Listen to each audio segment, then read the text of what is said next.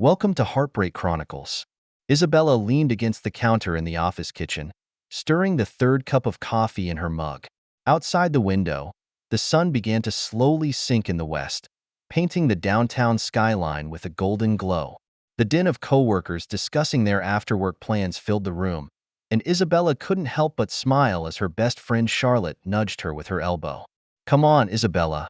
Just one drink. It's Thursday." Charlotte's tone was flirtatious, but the twinkle in her eyes couldn't be ignored. Isabella hesitated for a split second.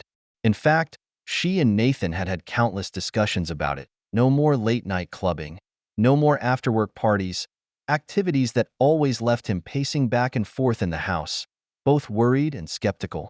She had promised to tone it down and even swore that her partying days were over. But that was weeks ago, and right now, a familiar restlessness was spreading through her chest, a longing for the crowd, for the energy of the dance floor. Nathan never understood that. He never did.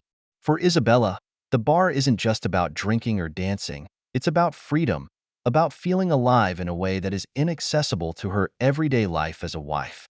She was a social animal by nature, the kind of woman who thrived on human connection and conversation and knew how to turn a stranger's glance into a meaningful stare. At the bar, she was so radiant, so uninhibited, a version of herself she sometimes missed. A wry smile blossomed on her lips. "Okay," she said as she set down her mug. "Just one," Charlotte cheered, grabbing her bag and heading for the door with the others. Isabella glanced at her cell phone. Nathan would be home by now, probably preparing dinner or relaxing from the day's exhaustion. Lately, he's become a little distant, and his guarded manner is suffocating Isabella. She was well aware of the cost of broken promises, but tonight wasn't about promises or ultimatums. Tonight was about her. By the time she and Charlotte reached the bar, the sun had sunk below the horizon.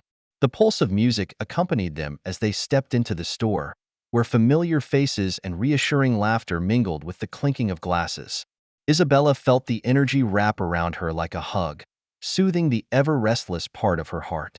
Her charm flows effortlessly. She moves from group to group, chatting and laughing, her infectious smile attracting attention wherever she goes. At one point, Charlotte came over and smiled. "Isabella, every man here is looking at you. How do you do it?" Isabella shrugged, a mischievous glint in her eye. "It's a gift." But what she didn't tell Charlotte was how much she enjoyed the feeling, the weight of being watched, the feeling of being desired, even if she wasn't going to act on it. Well, not usually. A small voice inside her warned, but she chose to push it aside. As night falls, Isabella finds herself exchanging flirtatious smiles with a man at the bar, a tall, confident type whose presence reminds her of the kind of excitement she used to crave before life became predictable. Nathan's face flashed in her mind, his worried eyes and serious tone pleading with her to stop going out these nights. But tonight Nathan isn't here, and tonight, the pull of desire is stronger. Time melts slowly like ice in whiskey. Isabella was totally absorbed in her vibe, talking and laughing with Charlotte and the constant rotation of strangers at the bar. She let out a laugh, smiling as they told stories, letting the soft buzz of alcohol make the world seem distant and less demanding. The earlier nervousness about broken promises dissipated with each sip, replaced by the thrill of being surrounded by attention and appreciation. A man named Marcus or Michael was particularly persistent. She didn't quite catch his name. He wasn't exactly her ideal type, but he possessed a comforting confidence and a keen wit that made him stand out in a crowd. He bought Isabella a glass of wine, and whenever she laughed, he leaned in close enough for their arms to gently touch. She didn't duck. Why would she? It's just harmless banter.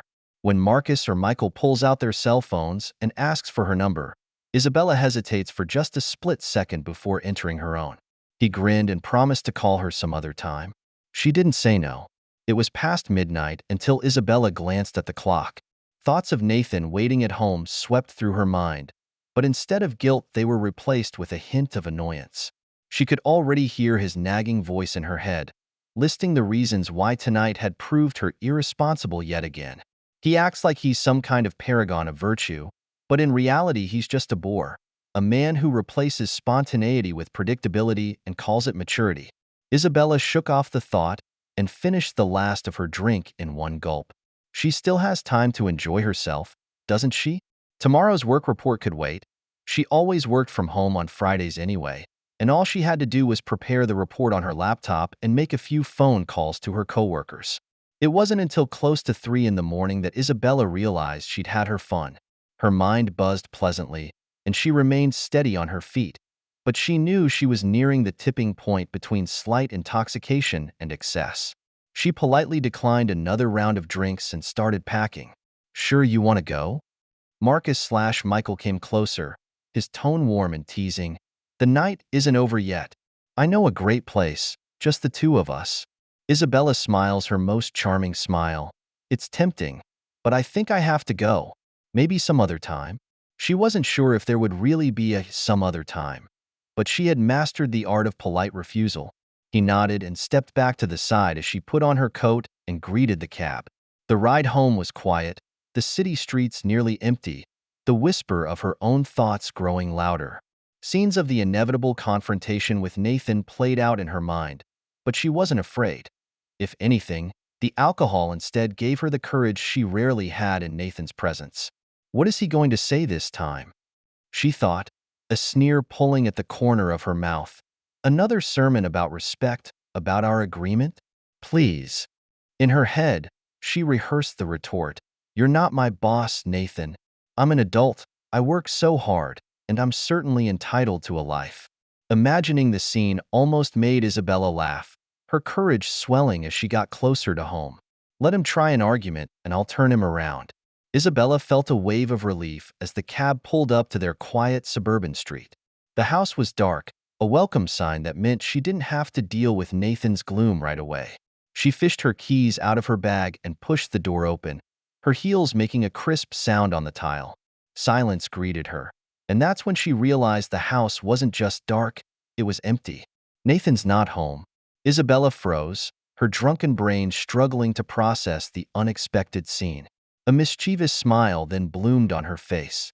"Fantastic," she said, her voice both playful and smug, echoing through the empty living room. She kicked off her shoes and stretched out on the couch like a queen, finally free of her subjects.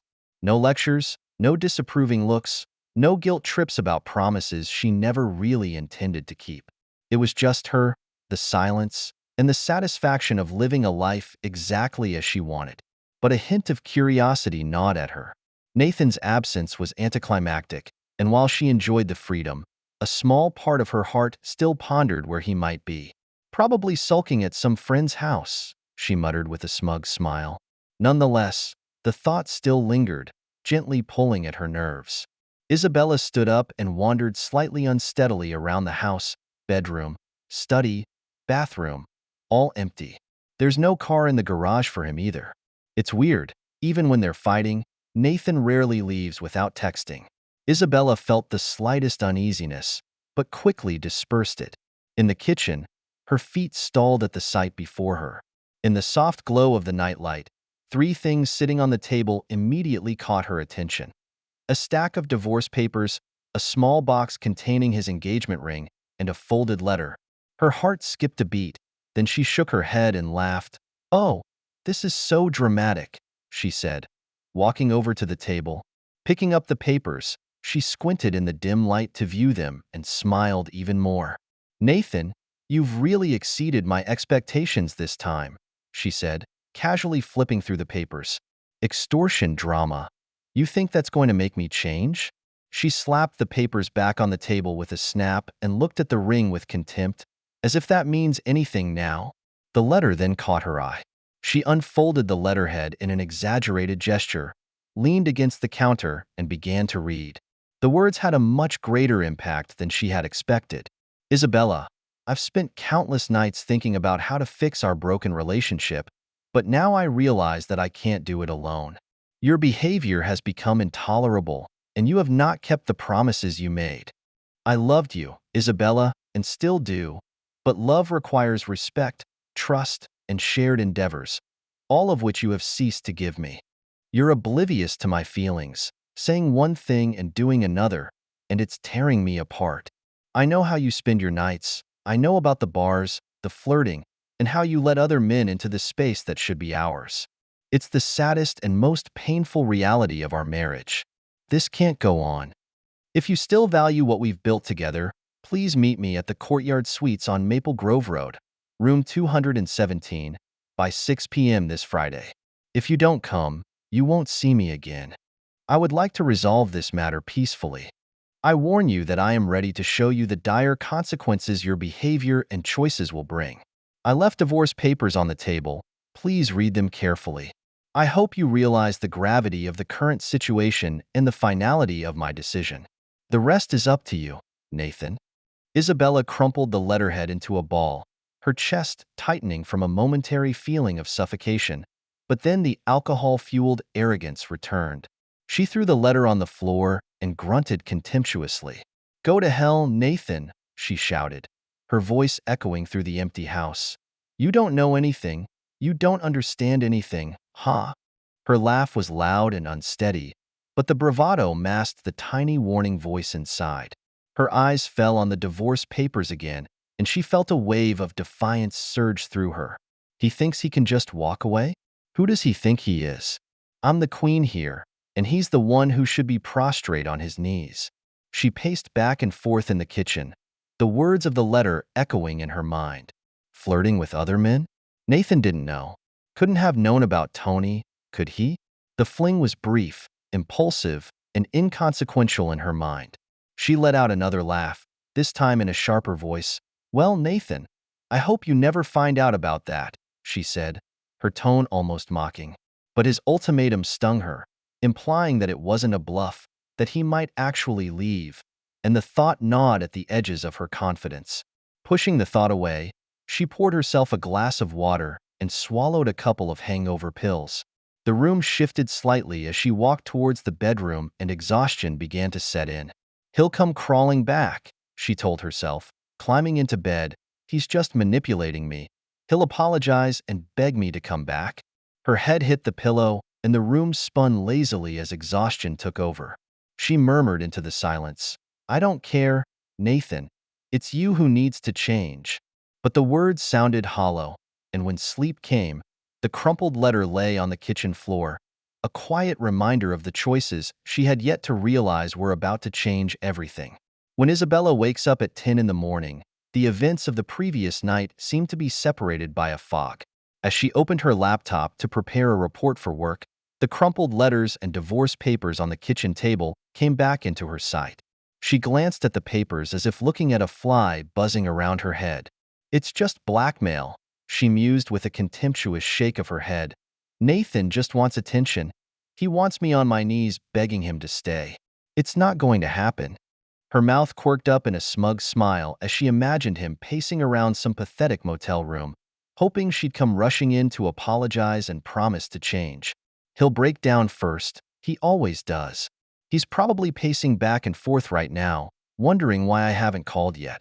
Let him continue to be anxious, she thought. She then opened her laptop and began working on her report. However, the real blow came much faster than she expected. Her cell phone suddenly rang, snapping her out of her work, and she picked it up in a daze. "Hello? Ms. Isabella Thorne?" The voice on the other end of the line was competent and professional. "It's me." She sat up straight and answered. "I'm Samuel Reynolds, Nathan Thorne's divorce attorney. I would like to confirm that you have reviewed the documents left at your residence." Isabella blinked, confusion dispelling her daze. "Wait, what? You're his lawyer? Why are you calling me?" "Per Mr. Thorne's instructions, all communications will be routed through me from now on. If you have any questions or counter-proposals regarding the divorce process, please feel free to contact my office. I hope you understand the seriousness of the situation."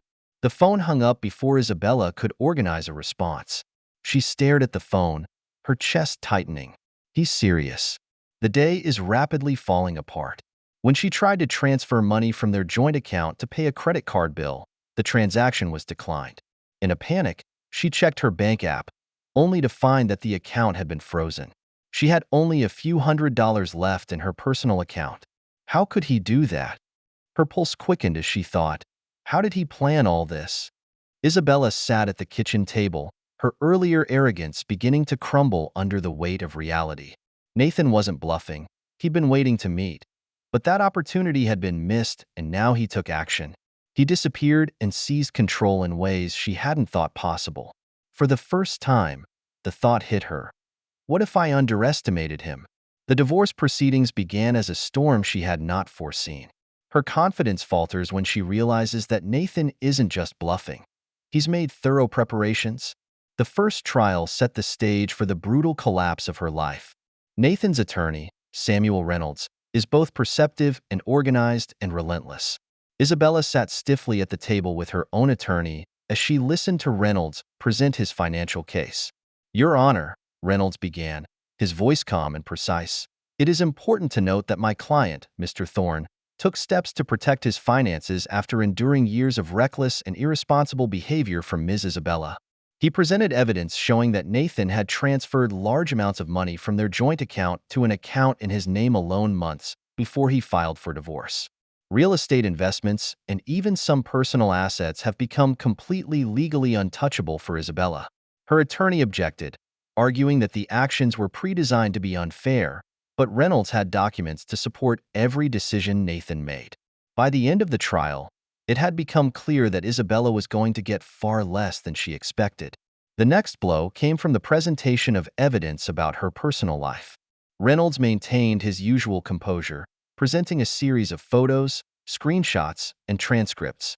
"Your Honor, these documents demonstrate an ongoing pattern of behavior that reflects Ms. Thorne's inability to maintain a stable and respectful marital relationship." The evidence included photographs of Isabella leaving bars late at night, sometimes with strange men, Nathan's collection of text messages and emails showing flirtations with various people, and evidence of a brief affair with a man named Tony, including hotel receipts and text messages confirming their dates. Isabella's attorney attempted to dismiss the evidence as invasive of privacy and irrelevant, but Reynolds countered, "Your Honor, this evidence illustrates the breakdown of trust in the marriage, which is a key factor in determining an equitable division of assets." Nathan himself was never physically present at any of the court hearings, but his face sometimes appeared on monitors via online streaming, sitting somewhere in the country looking calm and determined, in stark contrast to Isabella's growing anxiety. "I trusted her," Nathan said in one such court appearance, his voice smooth but full of quiet disappointment. "I built a life for us, a stable, loving home. But that trust was broken again and again. And when I realized she had no intention of changing, I had to protect myself." Isabella's world crumbles further when rumors begin to circulate in her workplace. It wasn't long before she discovered the source. An anonymous report filed with her employer detailing her alcohol problem and evidence of infidelity. The details are too specific to have been provided by anyone other than Nathan. "You've been a great asset to the company, Isabella," her boss said, in a sympathetic but firm tone. "But this kind of reputation is bad for the company. It would be best if you resigned quietly." Humiliated, Isabella packs up her desk, the whispers of her co-workers following her around. Sitting in her now nearly empty house, Isabella stared at the divorce papers that once seemed like a joke. Nathan really did leave, and he took the foundation of her life with him. For the first time, she allowed herself to see the truth. Nathan had been her anchor, the steadying hand that kept her from losing control. Without him, the cracks in her world were turning into great chasms. The loss of her husband, her financial stability, her job, and even her dignity left her feeling exposed and vulnerable like never before. But the worst part is realizing that Nathan hasn't just left. He's systematically dismantled the life they shared while moving away from her, and now Isabella is left alone to pick up the pieces. In the months following her divorce, Isabella's life turns into a series of half-hearted attempts to regain control, but the threads that once knitted her confidence together seem to be permanently loose. Her attempts to reach Nathan were at first angry, then desperate, and finally something akin to remorse. Every attempt met with silence. One day, her lawyer forwarded her a brief message from Nathan. "I gave you the opportunity to talk to me openly and honestly at the hotel, but you chose to go to the party again. I was waiting for you at 6 p.m. I warned you, and you thought you were a queen." Those words stung more than she was willing to admit. For the first time, Isabella realizes that Nathan's absence isn't temporary, that he isn't playing games or waiting for her to come to her senses. He's gone for good. Isabella embarks on a frantic quest for a new beginning, but the results are disheartening. Her first date ends in a shocking way. The man reveals he's already in a relationship. "It's complicated," he says, as if that makes everything okay. The next one looks promising until she discovers that he's married and only using her as a diversion from his broken home life. The thrill she had once prided herself on was now hollow, each new connection tainted by the shadow of betrayal. The vibrant woman who was once able to control an entire room now wanders through life in muted tones. A night at the bar is no longer exciting, it's just lonely. Alcohol no longer brought the same buzz, it just numbed her disappointment. One night, as she sat alone in the dim light of her living room, Isabella looked through the photos on her cell phone and stared at the life she once had. There were pictures of her and Nathan there, his steady presence contrasting with her sparkling energy. For the first time, she saw what she had always taken for granted: his patience, his reliability, his calm love. Tears welled up, but this time she didn't resist. She let the tears flow, realizing that the life she had lost was not stolen from her, but the choices she had made brick by brick until the foundation crumbled under her feet. Isabella still tells herself she's a queen, but the throne has grown cold, the crown heavy, and the kingdom is nothing but a wasteland. She sat there, staring out the window into the darkness, remembering all those moments when she could have chosen differently. Now, in the silence of the house, those memories haunted her like ghosts. She picked up her cell phone and hovered her finger over Nathan's number. There was so much she wanted to say. "I'm sorry, I understand. I was wrong." But she knew it was too late. She put down her cell phone and walked slowly toward her bedroom, her footsteps echoing down the empty hallway. Lying on her bed, Isabella stared at the ceiling. Once she thought freedom meant being uninhibited, a never-ending stream of parties and excitement. But now she understands that true freedom comes from cherishing the things that really matter: trust, commitment, mutual respect. These are the things she destroyed with her rash and selfish behavior. In the darkness, she whispered, "Farewell, my kingdom." The sound reverberated through the empty room like an echo of her shattered dreams. Outside, the lights of the city continue to twinkle, life moves on, and Isabella knows that her story will serve as a cautionary tale about how pride can cost a self-proclaimed queen her most precious crown. That's the end of today's story. For more captivating tales, hit subscribe and never miss an episode.